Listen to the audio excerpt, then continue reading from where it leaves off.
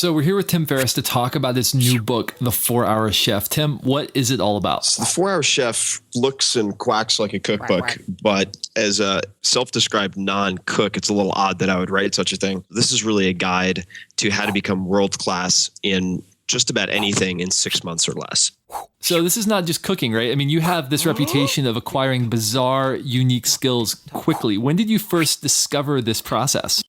The metalearning concept really hit me when I was in college, and I became fascinated by two things simultaneously. The first was smart drugs for accelerating acquisition and recall and all of these things. And then I realized, maybe snorting antidiuretic hormone isn't the best long-term strategy. And simultaneously became fascinated with how different companies were teaching language learning. And that's when I also noticed the same pattern in kickboxing.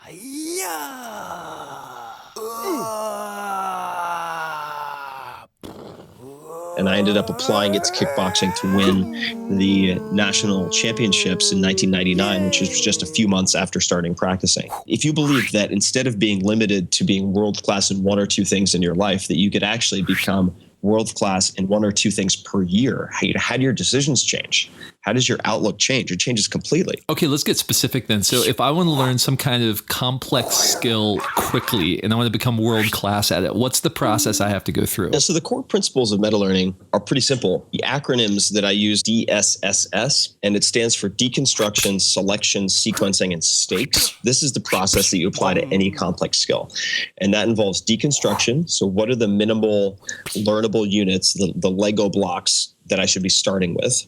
Selection, what 20% of the blocks will produce 80% or more of the outcomes I want. And then sequencing, in what order should I learn these blocks? And then stakes, how do I set up real consequences to guarantee that I follow the program? So based on what you know then about how people acquire skills, what piece of advice would you give? My piece of urgent advice would be very simple, and it sounds morbid, but I would say you are going to die. And the sooner you come to terms with the fact that you have a limited amount of time on this planet, and that time is your most valuable non-renewable resource, you should learn to squeeze every ounce of life out of every minute and every hour that you have on this planet. I really cannot think of a better way to do that than to sharpen the blade of the mind and the spirit that you have by emulating the world's fastest learners with metalearning.